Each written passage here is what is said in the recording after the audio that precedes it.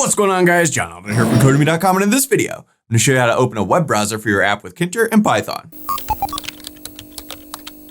All right, guys, like I said, in this video, I'm going to show you how to open a web browser from your Tkinter app. We're going to look at it a couple different ways, using a label, using a button, opening different web browsers, opening tabs within web browsers. We're going to look at it all in this video, and it's going to be pretty cool. So I can click this button and a web browser pops up, goes straight to the website I told it to, codemy.com, of course. And super easy. Now, Firefox is my default browser, so that's what pops up. I'll also show you how to open up a different browser if you want, for instance, Chrome or anything else. It's super easy, and that's what we're going to look at in this video. So let's head over to our code. I'm using the Sublime Text Editor and then Get Bash Terminal as always. And as always, you can find a link to the code in the pinned comment section below, as well as a link to the playlist with all the other Tkinter videos in this series, almost 200, so check those out if you haven't so far. So I've got a basic Tkinter starter code that we've always got. I'm calling it browse.py. And the first thing we need to do is import Webbrowser.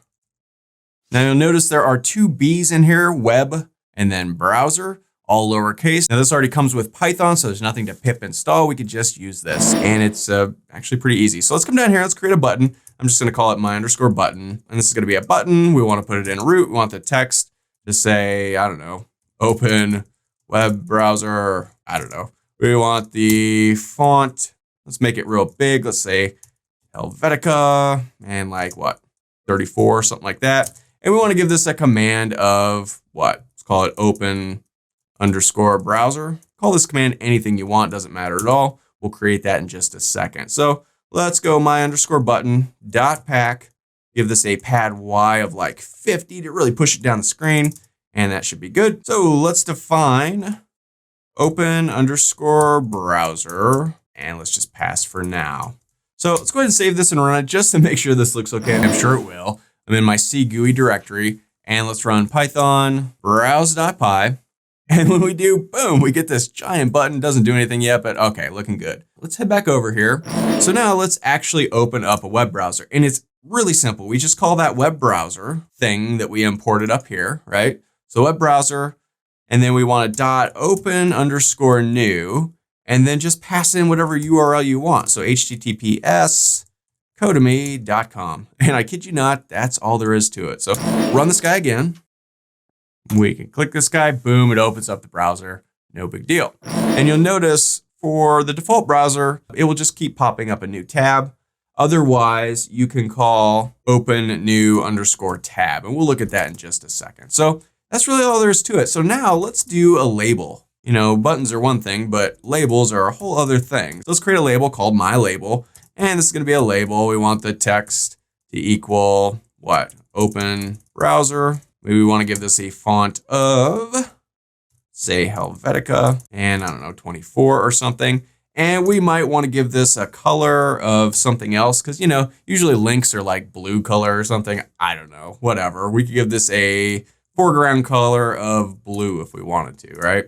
So let's go ahead and my_label.pack, give this a pad Y of like 20, push it down the screen a little bit. And you know what? I'm gonna make this 24 as well, because that button was huge. That was crazy.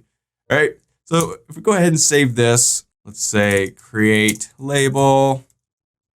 Here, let's say create button, gotta have our comments. So now let's bind the label. So whenever we click on it, we want something to happen, right? So let's go my_label.bind, and we've binded things lots of times.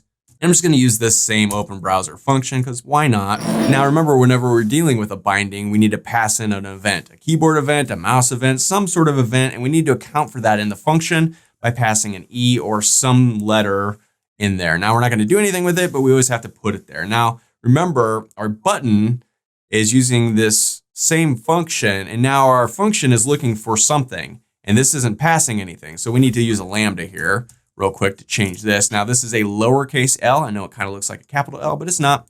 And here we need to just pass something. So I'm just gonna pass the number 1. You could pass absolutely anything. You could pass in a string, you know, John. Doesn't matter what you pass in, because we're not gonna do anything with that, right? It's just that this function is looking for something to be passed. So we need to pass something there. So okay, so down here for our binding, we need to actually pass in what we want to bind. We want to bind button-1. Remember, that's a button click, so that should work. Okay, so let's go ahead and save this, head back over here, let's run this guy.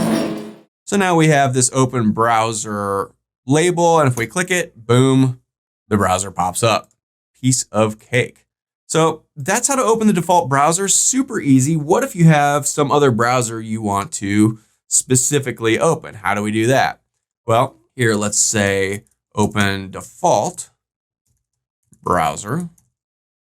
And I'm going to go ahead and comment this out and create a new one. And let's say open specific browser.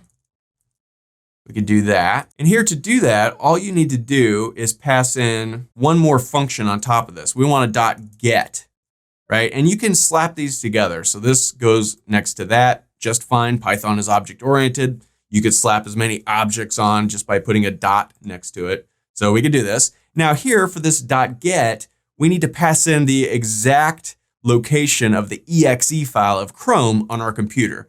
And you may or may not know where that is. I would go to your Windows Start menu and type in Chrome, and when the icon pops up, just right click it and click on Open File Location, and it'll pop up a little box where you can see where the actual exe file is actually sitting on your computer.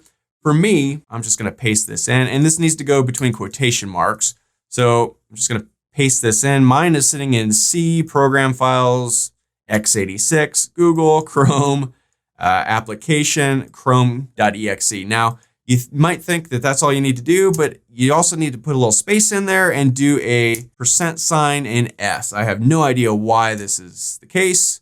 I didn't dig too deep into the documentation, but you need that little %S in there for this to work. So let's go ahead and save this. Head back over here, run this guy one more time. And now when we click this, boom, you see we've got Google Chrome is opened up.